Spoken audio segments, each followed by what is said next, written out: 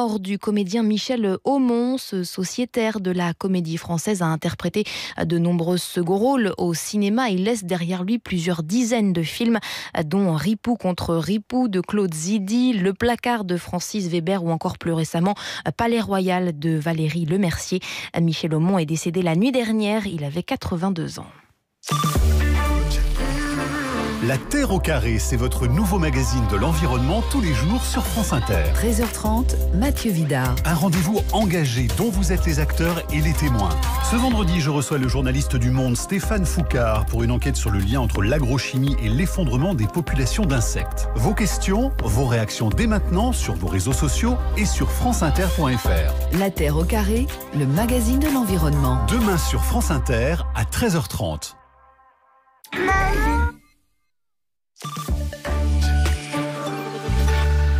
France Inter, il est 17h06. Charline Vanhoenacker, c'est à vous. Merci Hélène Fromanti. Vous allez reprendre le train pour Lille, là, ce soir ? Non, demain, je finis la semaine quand même. Ah, d'accord, vous êtes resté la semaine à Paris. Oui, et puis après, ce sera la braderie. Ah bah oui, c'est quand ça, la braderie de Ça Lille ? commence samedi. Oui. Ah, chic.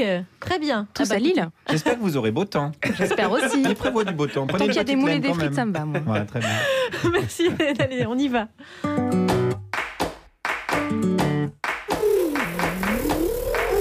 16h55, dans les toilettes de France Inter.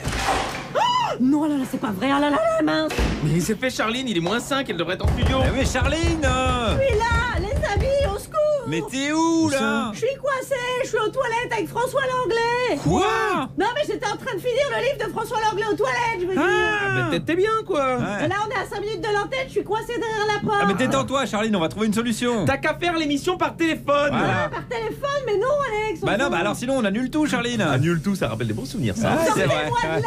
Mais moi, je pense que c'est un signe, cette porte fermée, quoi. Quel signe? Eh ben, que c'est la saison de trop, j'ai déjà dit. Non, ah, non, il a dit c'est bon sur le pot. Ah, très drôle, mais il pourrait y avoir un petit peu de compassion quand même. Qu'est-ce que je vais dire à François Langlais, moi? Bonjour François, je suis en direct des toilettes de France Inter. Voilà, putain, on se croirait sur BFM TV là. Ah, bah on se croirait aux chiottes surtout. Ouais, c'est ce qu'il vient de dire. Bon, sinon glisse tes feuilles sous la porte, on va la faire la présentation. Bonjour la France Inter et bienvenue dans la start-up des toilettes publiques. Bon, et en plus il est 17h là, on y va nous, Charline. Allez, hein. à toute Charline. Tu pourras nous écouter en podcast.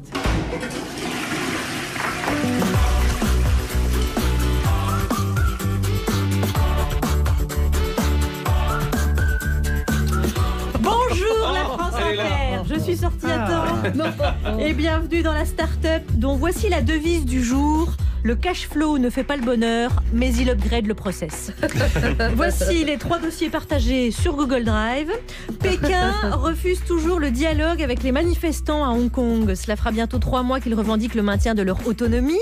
Sous les parapluies symboles de la révolte, les dirigeants communistes se font sans doute traiter de Shintok.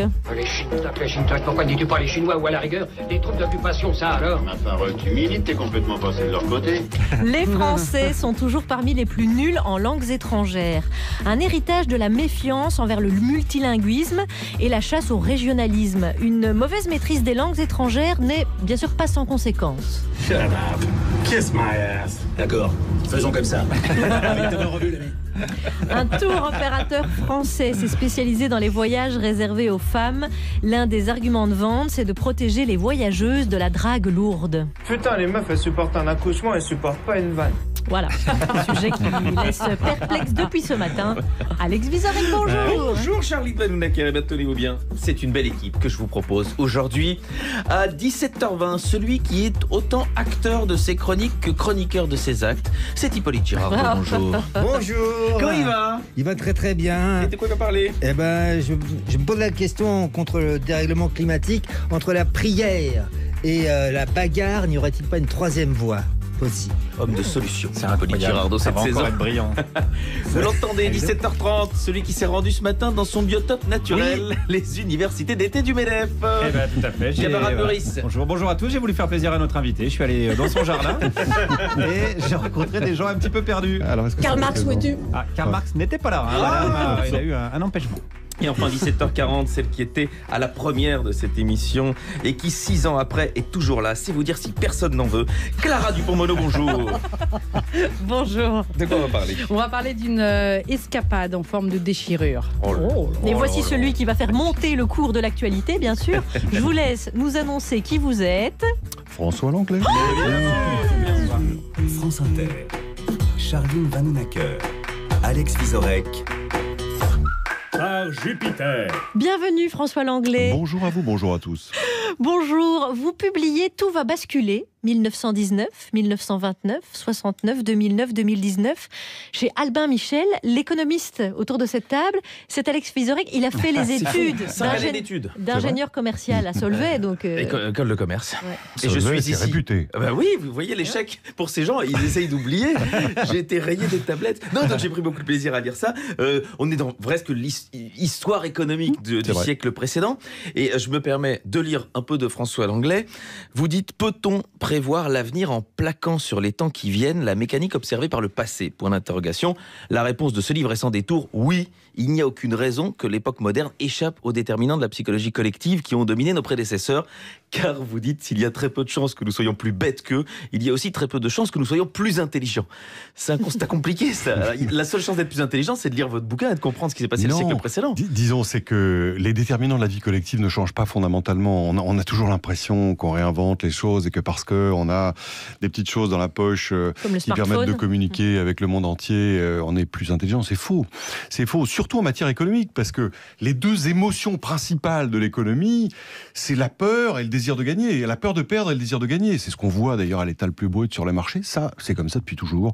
Et c'est vrai que quand on voit justement disons qu'on essaie de comparer la situation actuelle à d'autres années en neuf, puisque c'est le pari de ce bouquin, c'est que dans les années en neuf, il se passe quand même toujours des choses, parce que comme si finalement, au seuil d'une décennie nouvelle, on purgeait toutes les tensions accumulées et qu'on se préparait à un basculement. Vous parlez des années en neuf, mais il y a 39 aussi que vous n'avez pas mis sur la couverture, et vous dites effectivement... Mais il ne s'est pas passé grand-chose. Vous dites effectivement qu'on assiste en parallèle à la crise économique, à la montée des populismes, et donc ça rappelle cette période-là. Pourquoi on ne serait pas plus intelligent qu'à l'époque ? Dit-il. Pourquoi le serait-on ? C'est-à-dire que finalement, comme à l'époque, les mêmes causes produisent les mêmes effets. C'est-à-dire que vous avez un cycle libéral qui se termine, qui a produit certainement des choses très positives, mais qui a aussi été poussé jusqu'à la caricature, jusqu'à la dénaturation, qui a fait monter les inégalités, qui a fait monter les risques financiers, qui a fait aussi, qui a donné le sentiment aux citoyens qu'ils avaient perdu la maîtrise de leur destin.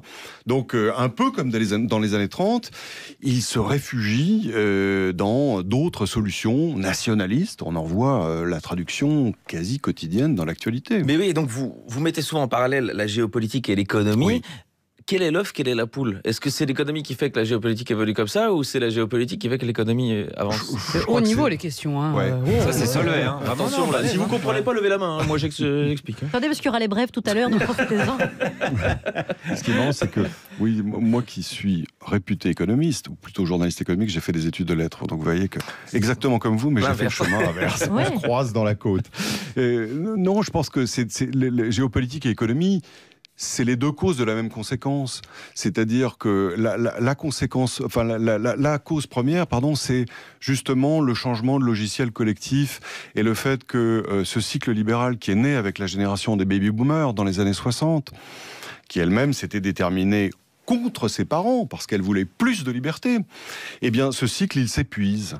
Et finalement, la génération qui monte, elle, est beaucoup plus circonspecte vis-à-vis de la liberté, et au moins de ses travers, et c'est justement de ses caricatures.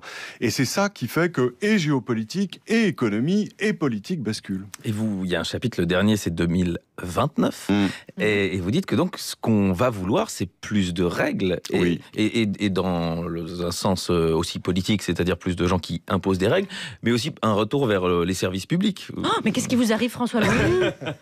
Bolchevique. Vous vous souvenez que dans une émission, nous étions ensemble avec François Fillon, il m'avait traité de marxiste. C'est vrai, oui. C'était l'émission politique.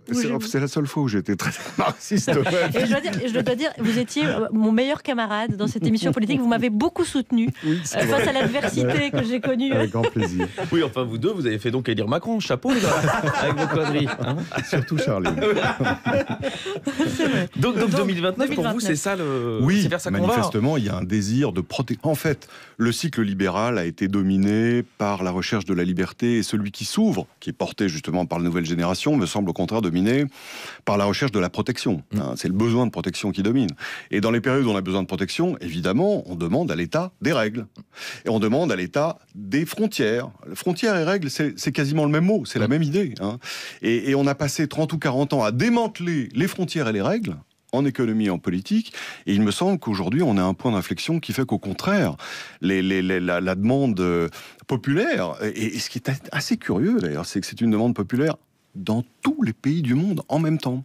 Comme si ce cycle idéologique, il était en fait véritablement mondial. Tous les pays qui votent, en l'occurrence. Oui, et même au-delà, regardez en Chine, il y a une évolution du régime aussi qui est assez caractéristique. On revient aux fondamentaux, si je puis dire, maoïstes. On en parlera peut-être tout à l'heure à propos de Hong Kong. Bon, on vote en Russie, mais bon, c'est un pays dont la démocratie est quand même intermittente et capricieuse. C'est bien dit. On voit aussi que là, il y a une forme de populisme qui se développe dans ce pays-là également. Donc, de la même façon que le monde entier a libéralisé au tournant des années 80, eh bien le monde entier revient aujourd'hui, me semble-t-il, justement à l'expression des règles et des frontières poussée par la demande politique qui est davantage de protection. François Langlais, vous êtes une des voix principales pour raconter l'économie à la télévision, à la radio, etc. Vous êtes connu pour vos métaphores, souvent. Alors, je ne peux pas vous paraphraser. L'inflation, c'est lorsque, dans l'Union européenne, Mario Draghi se trouve au pied d'une échelle, qu'il y a 6 échelons, qu'il y a un seau au-dessus et qu'une balle de tennis vient frapper le seau. Et là, voilà, ça c'est François. C'est pas mal vu. C'est pas mal vu. C'est là qu'on décèle le pédagogue. Ouais, c'est-à-dire vous avez fait des études de lettres, vous avez enseigné. Je ne suis pas un spécialiste en fait. Pardon ? Oui, je ne suis pas un spécialiste. Et si vous voulez, je regarde les problèmes économiques avec les yeux de quelqu'un dont ça n'est pas la formation première. Et je pense que c'est évidemment un handicap au début, quand on s'affronte à ces questions-là. Mais après, c'est un avantage. Parce que justement, vous pouvez, à partir d'une matière réputée complexe, arriver plus facilement à ce qui est simple ou sous-jacent. En fait, dans toute question, les choses les plus importantes sont souvent les plus simples. Et la complexité, elle est apparente, elle est d'ailleurs entretenue par les spécialistes parce qu'ils en vivent. Mais moi, mon travail, c'est justement d'aller au-delà. Je n'y parviens pas toujours, on n'y parvient pas toujours, parce qu'il y a, d'abord, on est plus ou moins inspiré, puis il y a des questions justement plus ou moins appréhendables, quoi. Mais c'est ça le job. Et c'est ce que vous faites aussi sur TF1, sur RTL le matin, mais il ne faut pas le dire. Et dans votre ouvrage, donc, Tout va basculer, paru chez Albin Michel. François Langlais avec nous, et écoutez, c'est pour vous. Pas facile, gagner l'argent français, bosser, bosser. Pas facile, gagner l'argent français.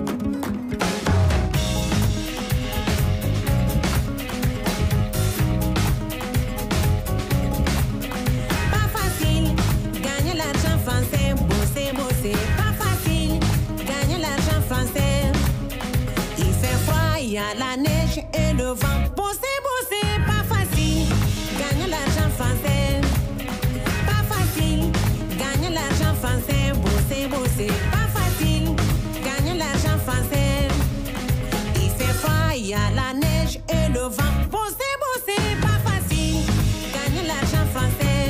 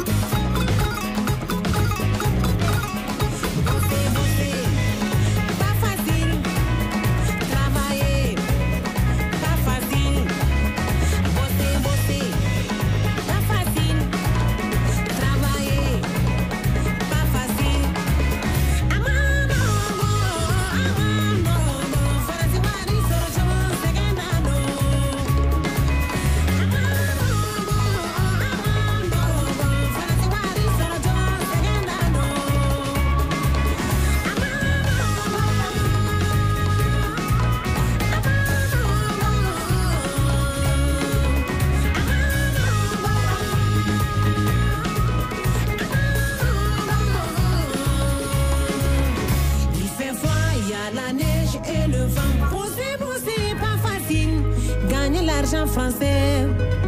Pas facile, gagner l'argent français. Bosser, bosser, pas facile, gagner l'argent français. Surtout sur le service public. Mamani Keïta.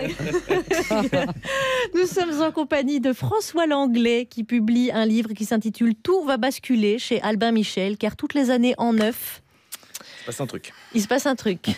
1919, 1929, 69. 2019 et le dernier chapitre, 2029, où on aura besoin de services publics. Sans aucun doute. Voilà. Mais c'est On nous déjà l'a très changé. précieux qu'il soit là. On verra, oui c'est vrai. On en aura besoin, mais Quand ce sera il peut-être invite plus des là. bons auteurs, par exemple. Autour de la table, Alex, pour entourer François Langlais. Que du service public. Évidemment. Guillaume Meurice, Hippolyte Girardot et Clara Dupont-Moreau. Quand on est attaqué matin, midi et soir, eh bien évidemment, on peut avoir envie de rester chez soi. Le journal de presque 17h17. Oh, bon, c'est normal. C'est le grand air qui vous fatigue. Et on commence par les titres. Sur Twitter, l'acteur Hugh Grant a dit à Boris Johnson d'aller se faire foutre. Marlène Schiappa ne devrait pas tarder à faire un tweet pour demander de suspendre la carrière de Hugh Grant pour homophobie. Justement, le match Nice-Marseille a été interrompu à cause de chants et de banderoles homophobes. Ouais, en y réfléchissant, je me demande si on n'aurait pas pu réclamer de rejouer la demi-finale France-Belgique pour cause d'homophobie, parce que Titi nous a bien enculé avec son but là. Les brèves, je sais bien que vous aimeriez me dire de me les mettre où je pense, mais vous ne pouvez pas, donc il y en aura. Commençons donc par la politique française. Oui, et la rentrée 2019, Jean-Michel Blanquer a annoncé une hausse de 300 € par an du salaire des professeurs. 300 € de plus par an. Ça fait, vous avez calculé, 25 € de plus par mois. Je crois que nous avons un professeur en ligne qui souhaite nous faire part de sa réaction. Je vais faire de tout se poser. Je vais faire de tout se poser. Je vais faire de tout se poser. C'est de l'ironie. Réfléchis-y bien. Oui, c'est de l'ironie. 300 €, c'est une honte, une honte, une honte, monsieur Blanquer. Vous allez voir, les Français, ils vont descendre dans la rue, monsieur Blanquer. Calmez-vous, Alex. Calmez-vous. En plus, il n'y a pas de vanne dans ce que vous dites. Non, je sais, mais j'ai pas trouvé de vanne. Mais je me suis dit que vu le nombre de profs qui nous écoutent, c'était une indignation qui coûtait pas bien cher et qui permettait de garantir la loyauté de l'auditeur. Bravo, Alex. C'est une technique. Notez François Langlais comment on fait pour garder l'auditeur. Vous êtes encore plus cynique que Blanquer. Cynisme total. Oui, pardon. Il est sur RTL, il faut faire la même chose avec les chauffeurs de taxi. International. Oui, le président brésilien Bolsonaro a retiré finalement le commentaire offensant sur Brigitte Macron qu'il avait posté sur Facebook. Oui, enfin, entre la France et le Brésil, la situation amoureuse reste toujours c'est compliqué sur Facebook. En Angleterre, Boris Johnson a annoncé la suspension du Parlement britannique entre la 2e semaine de septembre et le 14 octobre, ce qui ne leur laisserait probablement pas assez de temps pour tenter d'empêcher le Brexit. Donc les députés britanniques vont faire leur rentrée mardi prochain et une semaine après, hop, ils seront en vacances. La seule Britannique à avoir encore moins bossé dans une assemblée, c'est Pénélope Fillon. Revenons en France avec un point climat, car le pays connaît un épisode de sécheresse sans précédent. Depuis 2018, la France connaît un déficit de pluie. Et oui, on peut dire ce qu'on veut, mais avec Hollande, ça ne serait jamais arrivé. C'est bien vrai. Sport à présent, le match Nice-Marseille a été interrompu à cause de chants et de banderoles homophobes. Et sur l'équipe TV, hier soir, on a beaucoup débattu de ce sujet et on sent que voilà, c'est pas encore très très clair pour eux. Best of. Je trouve que l'homophobie a bon dos. En fait. À Marseille, pendant 25 ans, le Hovis enculé, il a jamais été homophobe. On peut me dire ce qu'on veut. C'est l'humour, peut-être pas grinçant, peut-être ce qu'on veut. Un peu paillard, mais un c'est truc, pas de l'homophobie. Mais Twitter fait beaucoup plus de mal à l'homophobie que le foot, par exemple. Je suppose que tu as des amis de la communauté gay. Moi, c'est mon cas. Je veux dire, entre eux, ils se traitent de sale pédé sans problème. Et au passage, je voulais m'excuser auprès du syndicat du rail parce qu'une fois, j'ai traité un arbitre de tous de chef de gare. Voilà, c'est bon, ça avance. On remercie notre réalisateur qui écoute l'équipe TV et qui nous ramène les pépites. Et il s'appelle François Audouin. Merci François. Média encore. Frédéric Becbédé rejoint Laurent Ruquier comme chroniqueur dans On n'est pas couché. On n'est pas couché, qui pourrait être le titre de la vie de Frédéric Becbédé. En revanche, exit donc Christine Angot. Voilà, qui va pouvoir retourner à ses premières amours, la littérature et les antidépresseurs. François Langlais attend les brèves. C'est les brèves, François. Oui, le cours des brèves monte. Examiné pour une douleur au genou, il découvre que son pénis se transforme en os. Oui, mais je voulais pas parler de moi, mais enfin voilà. Avoir une troisième jambe. Alors la dernière peut-être, oui. États-Unis, oui, c'est un peu triste. États-Unis, la femme la plus rapide du monde en voiture se tue en essayant de battre son propre record, ce qu'on appelle la sélection naturelle. Et François Langlais, c'est avec ce genre de séquence qu'on essaye de rattraper petit à petit les grosses têtes. Voilà. On va y parvenir. Je crois qu'en 2029. 2029, dans votre bouquin, vous le dites. François Langlais, depuis 3 mois à Hong Kong, la majorité des citoyens manifestent pour réclamer le maintien de leur autonomie politique, économique, juridique par rapport à Pékin. La Chine l'avait promis en récupérant dans son giron l'ancienne colonie britannique, mais le Parti communiste ne tient pas ses promesses. Ode aux Chinois. Le père Mao, c'est mon copain. Tiens, je t'offre son petit bouquin. À la page 6, paragraphe 3. Il pose la même question que moi. Connaissez-vous la Chine et le tango chinois? Mandarin, mandarine. Les grosses têtes, on cherche les grosses têtes. Chez nous, tout le monde ne danse que ça. C'est un chanteur belge très célèbre chez nous. Des Français dans le Un studio. chanteur belge très célèbre chez nous qui s'appelle le Grand Jojo. Playlist direct. Qui est dans la discothèque de Radio France. Il a été intégré à la... Non mais véritablement, c'est vrai. Alors c'est notamment le dossier du courrier international, bien sûr. Vous connaissez bien la Chine, François Langlais. Vous y avez vécu, vous avez enseigné, vous avez travaillé aussi comme correspondant. Il y a bien longtemps, oui. Entre, j'ai noté 86 et 89, c'est ça? Oui, c'est ça. J'y suis arrivé en 86, exactement. Vous avez enseigné la littérature française. J'ai vu, vous avez été journaliste correspondant pour des médias français. Oui. Voilà. Quel aspect de ces événements vous frappe? Comment est-ce que vous le regardez de quel œil avec d'avoir vécu là-bas? Il y a deux choses qui me frappent. D'abord, l'incroyable détermination de la population en général. Il y a eu des millions de manifestants à Hong Kong. Après, quand même, plus de 20 ans de domination chinoise effective, puisque la rétrocession, elle date de 97. Donc, ce désir, pour le coup, d'échapper à la Chine n'est pas éteint, loin s'en faut. Et l'autre chose qui me frappe, qui est assez positive, c'est que il y a 30 ans, justement, face à des débordements comme ça, la Chine a sorti les chars. C'était Tiananmen. Aujourd'hui, ils n'osent pas.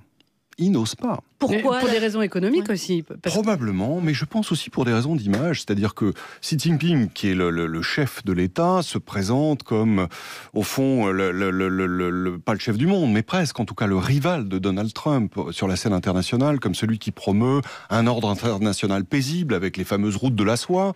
Donc, sortir les chars quand on veut apporter un message, justement, de paix, de concorde universelle et de commerce, ça ne marche pas. Mais permettez-moi d'être un peu plus cynique, mais il me semble que Hong Kong est la place vers laquelle convergent les grandes fortunes chinoises, notamment pour le régime fiscal qui est un peu plus clément qu'en Chine. Il paraît que Xi Jinping a ses petits sous à Hong Kong. Il va pas écraser son banquier. C'est-à-dire qu'en fait, ils ont dû mettre leur argent ailleurs. Enfin, ça transite probablement par Hong Kong, mais c'est plus probablement dans des paradis fiscaux. En termes économiques, aujourd'hui, Hong Kong, c'est à peu près 5% du PIB chinois, donc c'est assez faible. Au moment où la rétrocession s'est faite, c'était 15%. C'est-à-dire que le poids relatif de Hong Kong ne cesse de diminuer. Mais au plan stratégique, ça reste évidemment un atout important dont la Chine a besoin. Et c'est pour ça qu'elle est probablement attentive à ne pas utiliser la force comme elle l'a fait sans ménagement dans ces années troublées. Lorsque vous étiez correspondant en Chine, est-ce que vous avez été confronté à certaines contraintes, ou justement quand on est correspondant, on n'est plus... Non. Bien sûr, mais je l'étais d'abord comme prof, si vous voulez. Je me souviens que... C'est-à-dire l'une des choses que je faisais avec mes élèves, je leur montrais des films français, et notamment des films des années 30, j'étais convoqué au bureau de l'université parce qu'on considérait que c'était des choses séditieuses. Je leur lisais des extraits de Proust, ou alors de façon plus prosaïque, des unes de magazines sur, je sais pas quoi, la vie quotidienne des Français, et on était surveillés tous les vendredis. On allait à une espèce de messe où il fallait commenter les textes sacrés de la pensée maoïste et marxiste-léniniste. Ouais, François Langlais, alors, ça c'est assez fou, ça. J'ai été formé parmi les meilleurs. Mais c'est pour dire que on vivait, enfin on s'imagine pas, mais la Chine de l'époque était une Chine complètement différente, qui a d'ailleurs tout à fait disparu. C'était un pays pauvre, et c'était un pays dans lequel d'ailleurs c'était pas facile de se nourrir, c'était pas facile de se soigner, c'était pas facile de se déplacer, c'était pas facile de parler avec les gens. Et moi ça m'arrivait, Shanghai, j'habitais à Shanghai, c'est une ville qui était à l'époque de 10 ou 12 millions d'habitants. Je pouvais traverser la ville sur une journée sans rencontrer un occidental. On était vraiment très très peu nombreux. Et c'était ce qu'on appelait à l'époque un pays en voie de développement, complètement différent de celui d'aujourd'hui. François Langlais. Tiens, à propos de ce sujet, Alex, oui, ce soir dans le nouveau rendez-vous de Laurent Goumard, c'est une spéciale Hong Kong-Pékin. Et Sunny Chan, que j'ai croisée dans les couloirs et qui est hongkongaise, est très très remontée parce que elle trouve que catastrophée par ce qui se passe là-bas et qu'on en parle peu et que effectivement c'est plus violent que ce qu'on ne le dit. Voilà, à écouter ce soir donc. Sans doute, moi ça me frappe aussi qu'on en parle peu et que le gouvernement français soit mutique sur la question. Alors évidemment, certains diplomates vous diraient, c'est pas en en parlant qu'on arrange les choses. Je ne sais pas.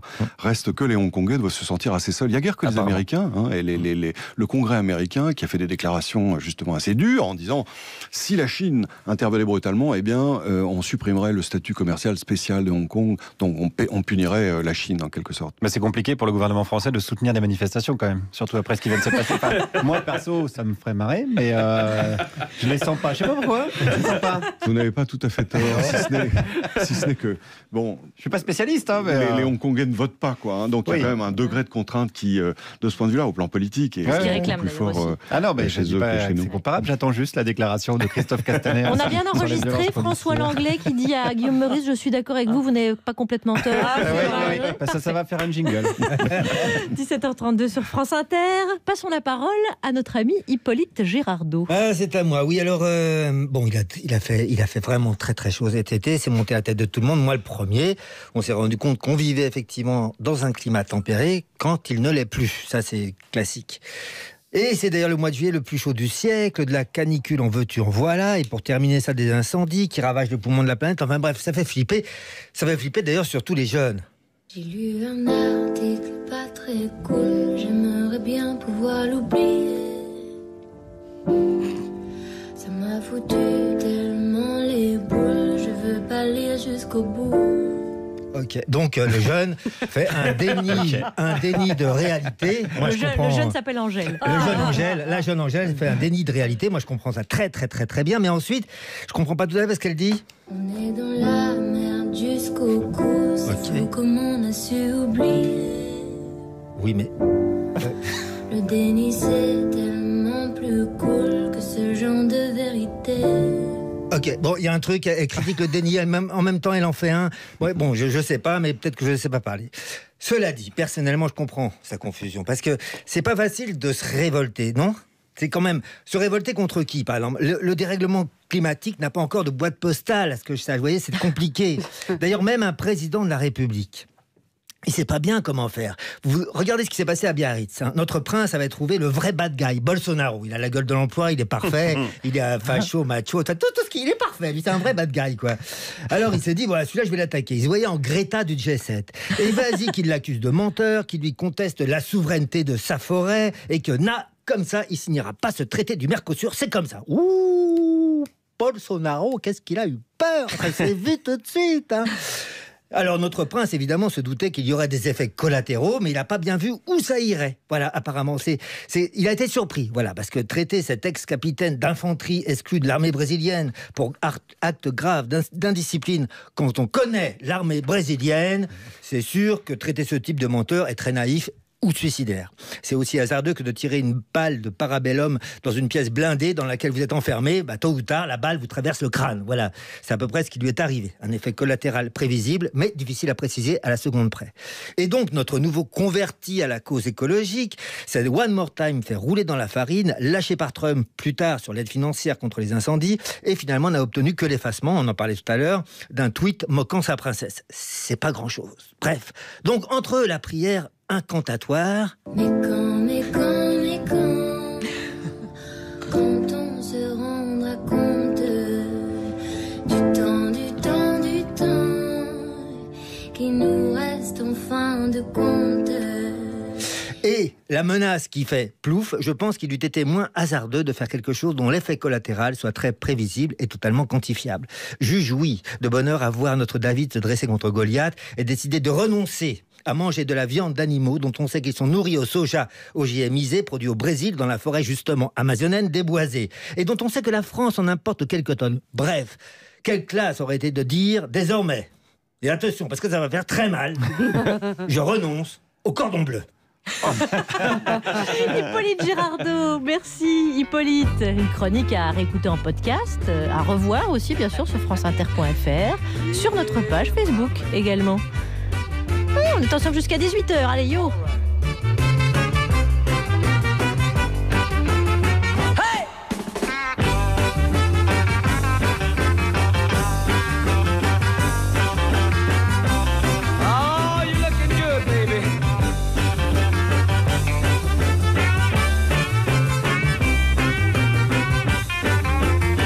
I wanna tell you a story every man ought to know. If you want a little loving, you gotta start real slow. She's gonna love you tonight now, if you just treat her right now. Oh, squeeze her real gentle, gotta make her feel good. Tell her that you love her like you know you should. 'Cause if you don't treat her right, she won't love you tonight.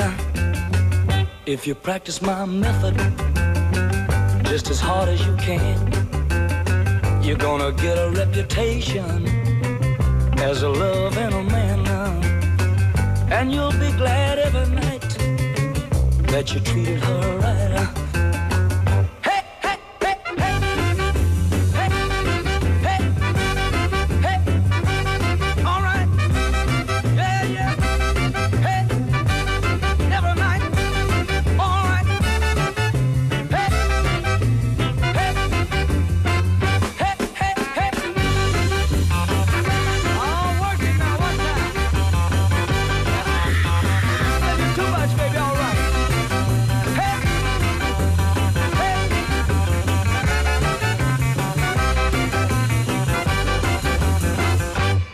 Roy Head, Once Upon a Time in Hollywood, Treat Her Right. Et, oh yeah. J'espère que vous avez aimé mon accent parce qu'après Guillaume Meurice, il y aura un sujet sur les langues étrangères. Et je pense que François Langlais, évidemment, mais tout indiqué. Mais il y a un jeu de mots, évidemment. Rapport au fait qu'il s'appelle l'anglais. Qu'est-ce qu'on a ri, ce matin, dans le bureau, le premier à l'avoir fait, c'est Alex Vizorek. Ça nous il faut lui rendre hommage. Je me suis dit, on lui a jamais fait. Jamais. ça doit faire 57 ans qu'on me l'a jamais fait. Non, c'est la manière de l'amener. Parce que vous l'avez pas vu venir. C'est qui, vous avez été sûr que Non, mais il y a du talent, il y a du travail. François Langlais est en notre compagnie. Il publie Tout va basculer, 1919, 29, 69, 2009, 2019, chez Albin Michel, car les années en neuf sont des années de crise. Et oui, mais restons positifs. Je sais pas. Moi, je suis positif, je vais vous dire, parce que je suis allé ce matin aux universités d'été du MEDEF. Ça m'avait manqué. Moi, je suis comme vous, François Langlais, je suis un dingue du MEDEF. J'ai un poster de Route Bézieux dans ma chambre. J'ai un album Panini avec toutes les codes de stock option. Je suis pareil que vous. Alors, les universités d'été du MEDEF, c'est, pour ceux qui ne connaissent pas, c'est comme une ZAD. Mais en gros, vous remplacez le boulgour par le caviar et la camaraderie par la consanguinité. Voilà, c'est plutôt un truc sympa. Et cette année, le MEDEF avait choisi une thématique intéressante. Je cite, quel capitalisme pour demain ? Ça, c'est foutrement intéressant, parce que le MEDEF qui s'interroge sur le capitalisme, ça me plaît. Ça, c'est l'équivalent du vomi qui s'interroge sur la gastro. Alors, François, je vous vois venir. Si vous n'êtes pas d'accord avec moi, surtout, n'hésitez pas à ne pas intervenir. C'est important, c'est pas marqué Arlette Chabot. Vous voyez que je suis sage. Voilà, c'est bien. Pour l'instant, c'est bien. Alors, MEDEF et capitalisme, on y va. Y a-t-il un début de remise en question ? On commence avec une personne qui bosse au ministère de l'économie. Je fais une réponse MEDEF ou une réponse ministère ? C'est quoi la différence ? Est-ce que je fais une réponse politiquement correcte ou pas ?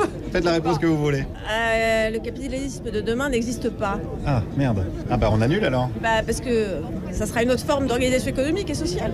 On sait pas. On sait pas. Voilà, on n'en sait foutre rien. Donc ça, c'est une réponse du ministère de l'économie et du MEDEF, qui sont en fait la même entité avec deux noms différents. Donc ce sont des gens qui maîtrisent les choses, il faut le savoir. Ils savent où ils vont. Ils ont une vision qui est à mi-chemin entre Ray Charles et Gilbert Montagnier. En gros, continuons cette fois-ci avec des chefs d'entreprise. Le capitalisme de demain, c'est une question qui est très très difficile que vous. Alors c'est pas moi qui la pose, c'est le MEDEF. Ah ouais.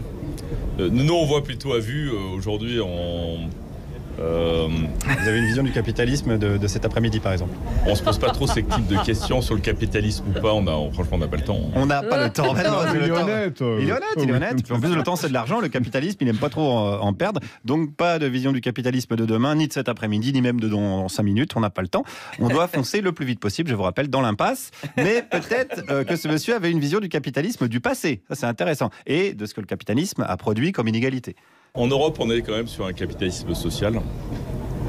C'est-à-dire qu'en gros, on prend soin de... Les gens ne se rendent pas compte parce qu'ils sont mal habitués, mais on n'est quand même pas si mal que ça en Europe. Mais alors comment on peut expliquer à un sans-abri qu'il est dans un pays où le capitalisme est social? Parce qu'on ne peut pas... On peut... C'est pas simple. Hein. Non, c'est pas simple. Ah, j'ai l'impression que c'est pas simple. Non, parce que c'est vrai que le SDF, il connaît rien en économie. On a voulu expliquer, il pige rien. D'ailleurs, on voit, ils sont toujours à demander du pognon dans la rue. C'est des gens qui ne savent pas gérer leurs sous. Il faut le rappeler, les SDF. Alors, c'est un peu facile de gueuler contre le capitalisme, n'est-ce pas, monsieur? Vous savez, le capitalisme, on en fait ce qu'on en veut, en définitive. Ou vous faites un capitalisme dur, ou un... Il y a un capitalisme doux? Oui, il peut y avoir un capitalisme doux. Ouais. Ça serait quoi un capitalisme doux? Le capitalisme doux, c'est-à-dire que c'est participer de façon à avoir comment dirais-je, une cohésion globale. Oui, voilà, c'est participer de manière à avoir une cohésion globale. Oui, c'est intégrer les acteurs dans des partenariats en développement autour d'un projet, soit en B2B, soit en B2C. Il n'y a que François qui pige ce que je dis autour de la table, mais on s'en fout avec François, on kiffe. On est là, comme dirait le poète, on transpire de la moustache, et pas à cause du réchauffement climatique. D'ailleurs, face au réchauffement, je vous rappelle, une seule solution, le capitalisme. Écoutez, le capitalisme, c'est le capitalisme qui va pouvoir sortir, je pense, avec les différents partenaires de cette situation et de l'améliorer. Est-ce que c'est pas le capitalisme qui nous a mis dans cette situation? On peut toujours critiquer, monsieur. La critique est facile, l'art est difficile. Ouais, c'est un bon argument. Je suis d'accord. L'art est difficile et c'est vrai que je suis désolé, mais ce que le capitalisme a réussi à faire, c'est-à-dire un truc moche et qui ruine les collectivités, qui, à part Jeff Koons, peut en faire autant? Donc je suis d'accord avec le monsieur. Et on continue d'ailleurs avec lui pour sauver la planète grâce au capitalisme. Ce que je veux dire, il faut essayer de trouver le bon dosage. Mais est-ce qu'il ne faudrait pas produire moins? Produire moins, mais c'est une société à ce moment-là qu'il faut revoir. Et est-ce que le capitalisme, c'est pas justement toujours plus de production? Pourquoi? Parce que qu'est-ce que vous voulez me faire dire? Que je suis être contre le capitalisme? Je ne suis pas contre le capitalisme. Attention, moi je ne veux rien faire dire du tout. Non, alors, ce n'est pas mon genre. Attention. Moi, ce que j'aime, c'est avant tout porter le micro dans la plaie, à la manière d'un Pascal Praud, on va dire. D'ailleurs, en parlant d'extrême droite, Marion Maréchal Le Pen a été invitée aux universités d'été du MEDEF, puis désinvitée suite à la polémique. Qu'en pense ce monsieur? C'est dommage d'avoir fait une restriction en ne lui permettant pas de venir.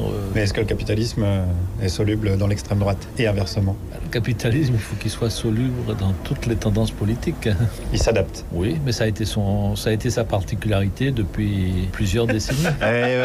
J'ai cru que c'est, on l'a bien vu tout ça. On a bien remarqué que le patronat s'est toujours très très bien adapté dans l'histoire. Quand il a fallu faire LV1 allemand en France, parler franco en Espagne, ou même aujourd'hui avec la politique du bras tendu de Salvini, il n'y a jamais eu de problème.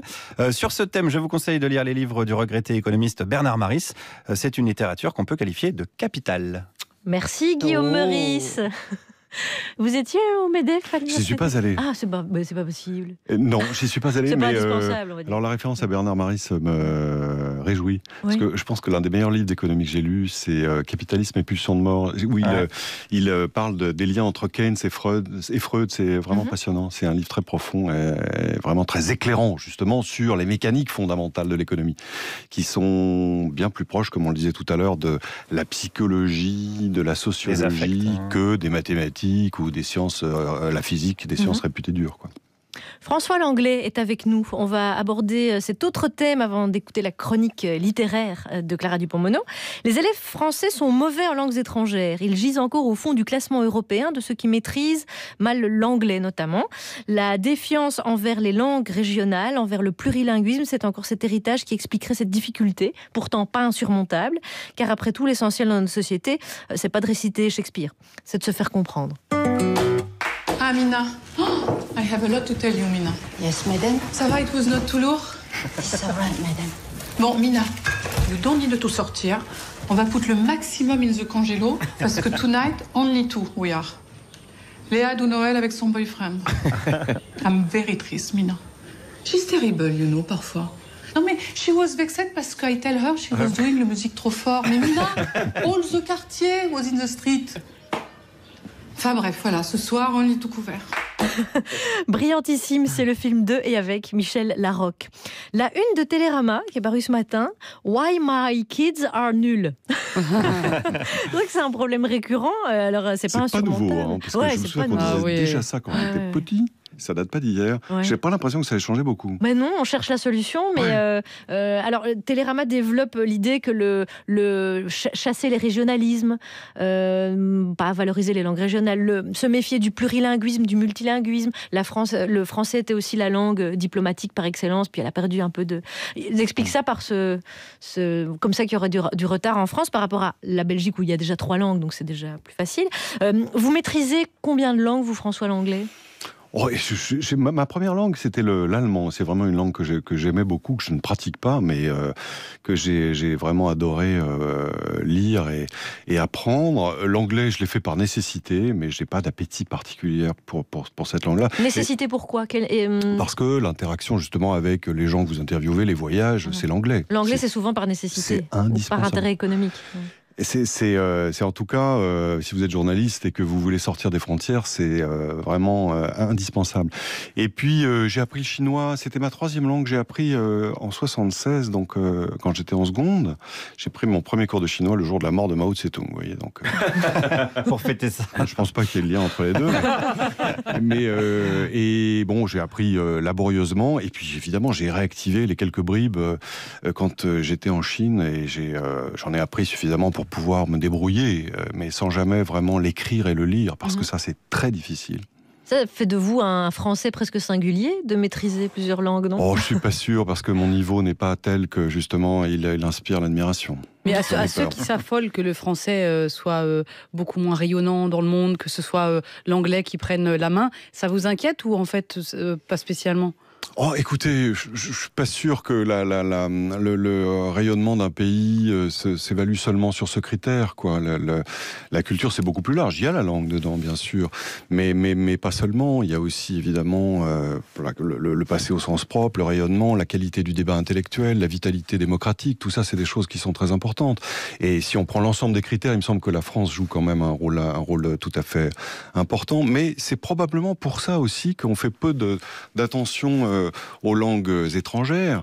C'est parce que finalement, dès qu'on est petit, on nous met dans la tête l'idée qu'en France, on est au centre du monde, avec le bon côté que ça peut avoir, mais aussi les travers. Et la peur du déclassement des Français avec la langue qui est de moins en moins influente, vue de Chine, j'imagine que, ou pour quelqu'un qui a vécu en Chine, ça fait un peu marrer. Oui, alors à l'époque où j'y étais, en fait, la France était vraiment très considérée par les Chinois, parce que il subsistait le souvenir de De Gaulle, qui avait été l'un des premiers à reconnaître la République communiste. Et du coup, les Chinois en gardaient une certaine gratitude vis-à-vis de la France et des Français.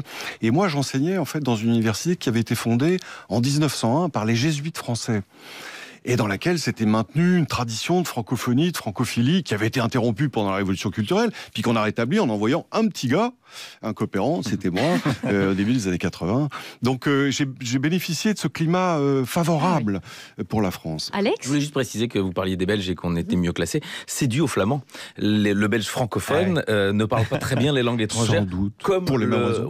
Oui, alors parce que effectivement, il a la certitude qu'il parle la plus belle langue du monde, comme le français.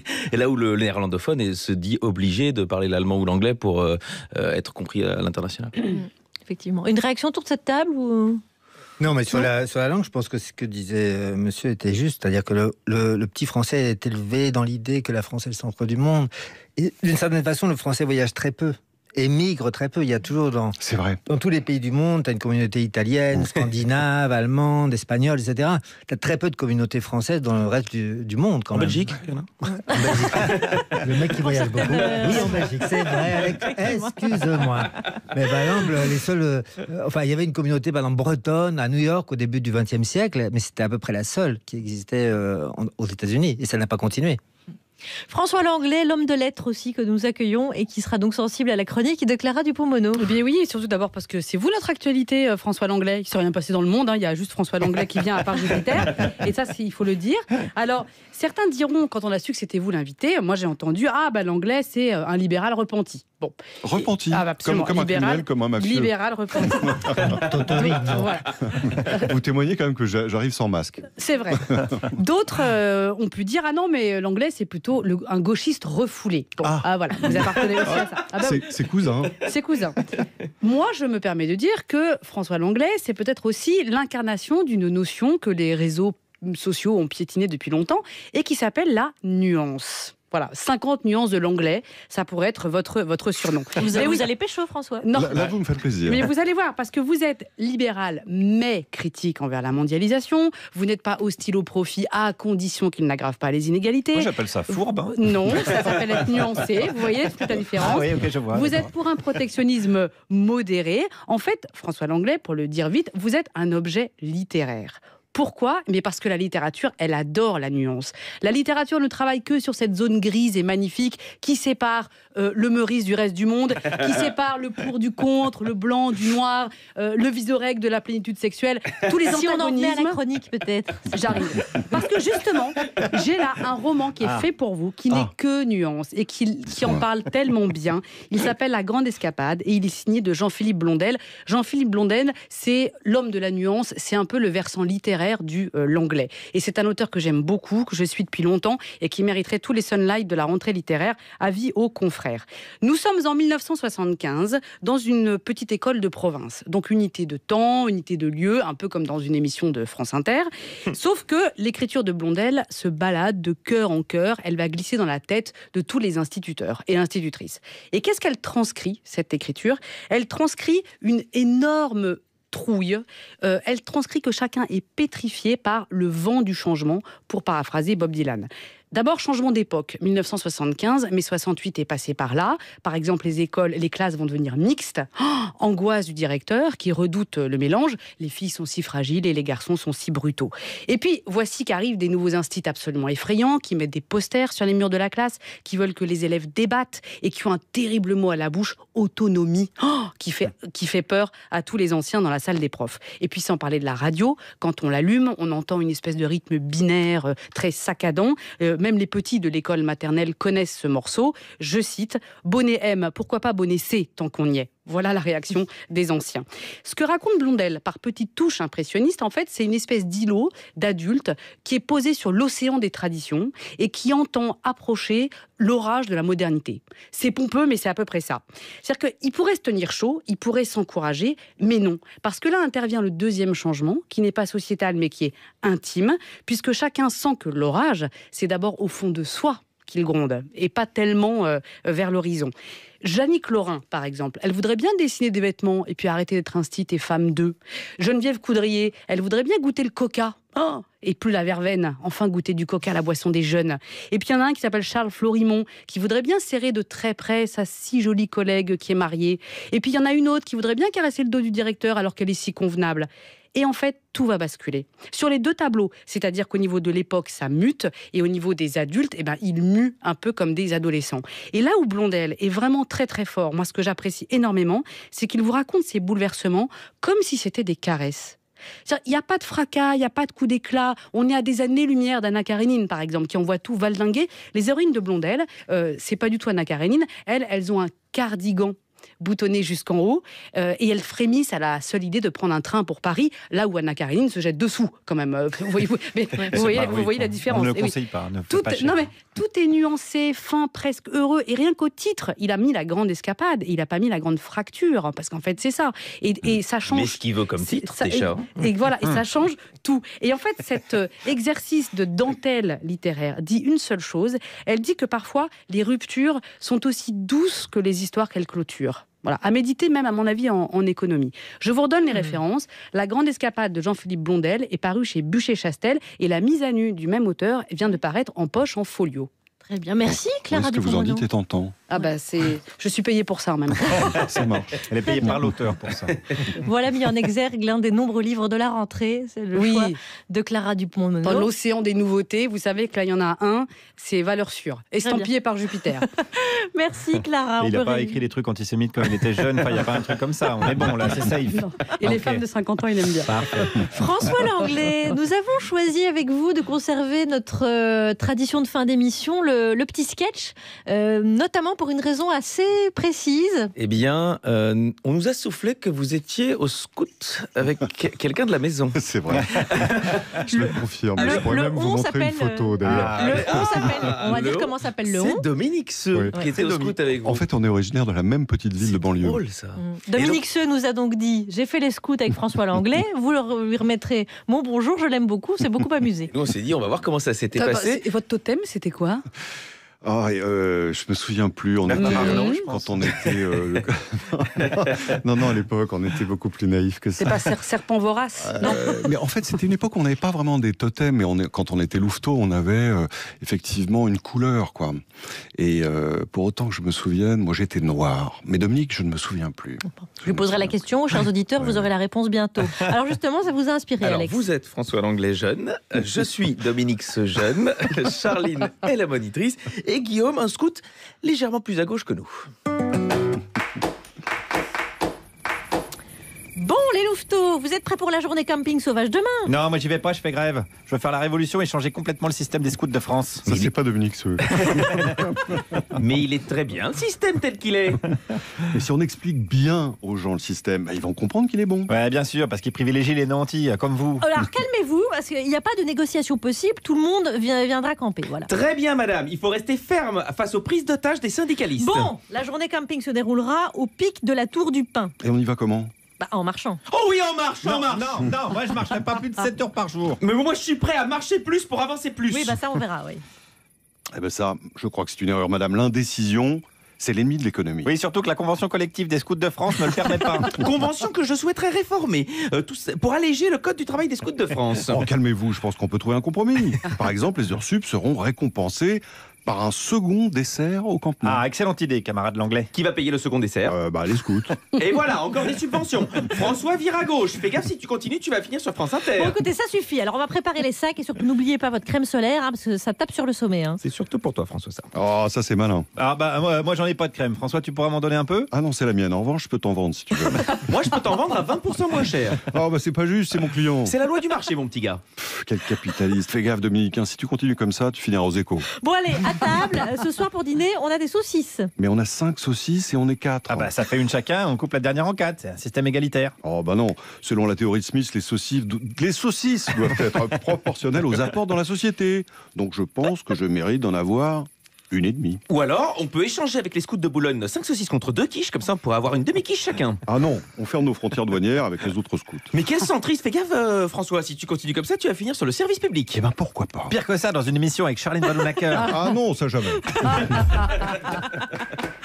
François, il était comment Dominique ce petit louveteau? Il était comme aujourd'hui, c'est-à-dire... N'en dites pas plus, c'est bon. Tel qu'on l'aime. Tel qu'on l'aime bien. Merci beaucoup François Langlais d'avoir passé cette heure avec nous. C'était un plaisir. Pour nous aussi, c'est réciproque. On rappelle le titre de votre livre, Tout va basculer. 1219, 29, 69, 2009, 2019, toutes les années en neuf sont des tensions, des crises, la montée du populisme, la crise en Europe. Albin Michel, c'est votre éditeur. Merci beaucoup François Langlais. Merci les amis, merci Clara Dupont-Mono, Hippolyte Girardot, les garçons. On se dit à demain où nous avons prévu de recevoir le chanteur et écrivain Abdel Malik. Un mec légendaire, quoi.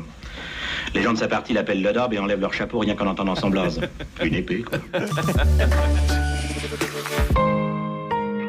Chez Leroy Merlin, vous garantir le bonheur.